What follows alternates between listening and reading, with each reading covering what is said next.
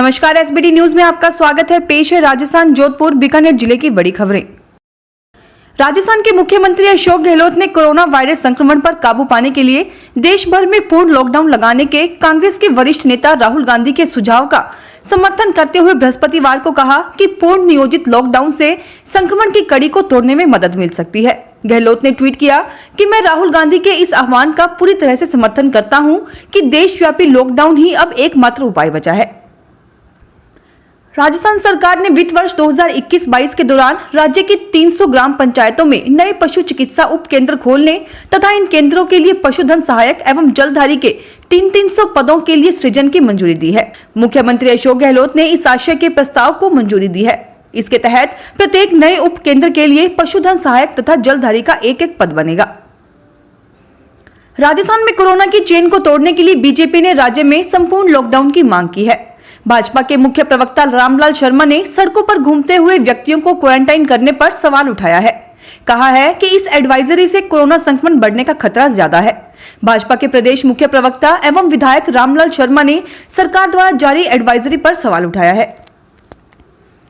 कांग्रेस नेता और पूर्व उप मुख्यमंत्री सचिन पायलट ने बृहस्पतिवार को एक बार फिर से देश में कोरोना वायरस प्रतिरक्षण टीके की एक ही कीमत तय करने की मांग करते हुए कहा कि एक ही टीके के देश में अलग अलग दाम नहीं होने चाहिए। अपने विधानसभा क्षेत्र टोंक के दौरे के दौरान पायलट ने संवाददाताओं से बातचीत में कहा कि टीके के दाम अलग अलग नहीं होने चाहिए।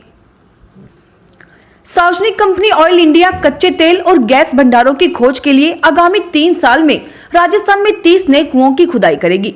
राज्य के अतिरिक्त मुख्य सचिव पेट्रोलियम डॉक्टर सुबोध अग्रवाल ने बृहस्पतिवार को यह जानकारी दी। उन्होंने बताया कि ऑयल इंडिया द्वारा 3 सालों में कच्चे तेल और गैस भंडारों के लिए पेट्रोल खनन लाइसेंस और पेट्रोल उत्खनन लाइसेंस क्षेत्रों में करीब 30 और कुओं की खुदाई की जाएगी। भाजपा सांसद राज्यवर्धन सिंह राठौड़ ने कोरोना वायरस के हालात को लेकर राजस्थान की गहलोत सरकार पर निशाना साधा और पूछा कि राज्य को मिलने वाले बजट में इजाफे के बावजूद प्रदेश में ऑक्सीजन प्लांट और आईसीयू बेड की इतनी कमी क्यों है। उन्होंने कहा कि 2019-20 में राजस्थान सरकार के पास खर्च करने के लिए 67,268 करोड़ रुपए थे और 2020-21 में राजस्थान सरकार के पास खर्च करने के लिए 90,963 करोड़ रुपए। पहली कोरोना लहर से दूसरी कोरोना लहर के बीच में टोटल पैसा राजस्थान सरकार के पास 1,58,231 करोड़ रुपए। आजीवन कारावास की सजा भुगत रहे आसाराम की हालत स्थिर है। उसे कोरोना संक्रमण पर महात्मा गांधी अस्पताल के आईसीयू में भर्ती करवाया गया था। इधर भी आसाराम अपनी हरकतों से बाज नहीं आ रहा है। वह अस्पताल में मास्क नहीं लगा रहा है, इससे चिकित्सा कर्मी परेशान हो गए हैं। वहीं आसाराम ने अपने समर्थकों को चिंता नहीं करने का संदेश भी दिया है। बीकानेर जिले में कोरोना ग्राफ बढ़ता ही जा रहा है। गुरुवार की दोनों रिपोर्ट के अनुसार कुल 889 मरीज रिपोर्ट हुए हैं। कोविड के नोडल अधिकारी डॉक्टर बीएल मीणा के अनुसार सुबह की पहली रिपोर्ट में 637 नए मरीज सामने आए हैं। दूसरी रिपोर्ट में 252 मरीज रिपोर्ट हुए हैं। कुल 2788 सैंपलों की जांच में ये मरीज सामने आए हैं। आसाराम को इलाज के लिए जोधपुर के महात्मा गांधी अस्पताल में भर्ती कराने के बाद उनके समर्थक चारों तरफ मंडराने शुरू हो गए हैं। यहाँ दिन भर अलग अलग समूह में लोग अस्पताल के चारों तरफ मंडराते रहते हैं ताकि वे आसाराम की एक झलक देख सके। पहले से सतर्क पुलिस ने ऐसे सभी लोगों को वहां से खदेड़ दिया। कुछ एक के वाहन सीज किए गए, वहीं कुछ के चालान काटे गए। बीकानेर के मुरलीधर डिस्पेंसरी में राजाजी फाउंडेशन की ओर से इलेक्ट्रॉनिक सैनिटाइजर मशीन भेंट की गई। फाउंडेशन के अध्यक्ष सुरेंद्र कुमार बिस्साग ने इसके लिए भागीदारी निभाई। इस मौके पर राहुल व्यास, संजय शिवशंकर, आलोक पुरोहित, सुरेश, यूथ कांग्रेस के बी ब्लॉक अध्यक्ष जितेंद्र जोशी और बलवीर आदि मौजूद रहे। जोधपुर संभाग के सरहदी जैसलमेर के जिला कलेक्टर आशीष मोदी कोरोना संक्रमित हो गए हैं। उन्होंने स्वयं ट्वीट करके यह जानकारी दी। कोरोना संक्रमितों के इलाज की व्यवस्थाओं का जायजा लेने के लिए कई बार अस्पताल का दौरा कर मरीजों से मिल चुके हैं। उन्होंने ट्वीट में लिखा कि कठिन समय है लेकिन हम कामयाब होंगे। उनके परिजन भी संक्रमित पाए गए हैं। बीकानेर में स्वामी केशवानंद राजस्थान कृषि विश्वविद्यालय के कुलपति प्रोफेसर आरपी सिंह ने खजूर अनुसंधान केंद्र व कृषि अनुसंधान केंद्र का निरीक्षण किया। कृषि अनुसंधान केंद्र के निदेशक डॉक्टर पीएस शेखावत एवं कृषि विभाग के संयुक्त निदेशक डॉक्टर उदय भान की उपस्थिति में कुलपति ने कृषि में जारी अनुसंधानों कार्यों जैसे कि ऊन अपशिष्ट में प्याज का प्रयोग, ऑफ सीजन बाजरे के बीज और खेतों में सिल्ट डालकर जल धारण क्षमता और भूमि उर्वरकता बढ़ाने संबंधी प्रयोगों का अवलोकन कर प्रगति रिपोर्ट जानी।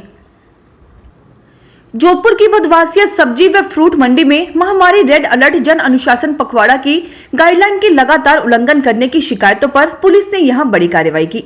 पुलिस ने यहां एक साथ गाइडलाइन के उल्लंघन करने पर 38 चालान काटे और 13,000 रुपए का जुर्माना भी वसूला। इसके साथ ही यहां अवैध रूप से खुली एक चाय की दुकान को भी सीज किया गया। बीकानेर में सुबह से उमड़ घुमड़ रहे बादलों ने गुरुवार को फुहारों के साथ मौसम का रुख भी बदल दिया। रेगिस्तान में आमतौर पर मई जून की बारिश हवाएं उड़ा ली जाती हैं। मिट्टी उड़कर आंधी का रूप ले लेती है। गुरुवार की सुबह सुहानी रही क्योंकि मिट्टी उड़ने से पहले बादलों ने पानी का अच्छा खासा छिड़काव कर दिया। सुबह से दोपहर 1 बजे तक सूर्यदेव बादलों की ओट में ही रहे। ऐसे में मई में सावन सा एहसास हो रहा है, भले ही बारिश की गति बहुत मंद है। जोधपुर पुलिस कमिश्नर जोस मोहन द्वारा जारी व्हाट्सएप नंबर पर गाइडलाइन के उल्लंघन की भेजी जा रही शिकायत पर त्वरित कार्रवाई हो रही है। ऐसी एक शिकायत पुलिस को मिली थी जिसमें बताया गया था कि सरदारपुरा प्रथम बी रोड पर सब्जी व फल के ठेलों वालों की बहुत ही ज्यादा भीड़ रहती है। इस शिकायत पर सरदारपुरा पुलिस द्वारा सोशल डिस्टेंसिंग नहीं रखने पर 8 व मास्क नहीं पहनने पर 1 चालान काटकर जुर्माना वसूला। जोधपुर महानगर की उदय मंदिर पुलिस ने कोरोना संक्रमित और उनके परिवारों की मदद के लिए एक पहल की है।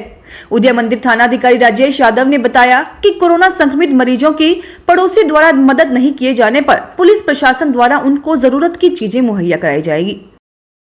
फिलहाल इस बुलेटिन में इतना ही, फिर हाजिर होंगे और बड़ी खबरों के साथ।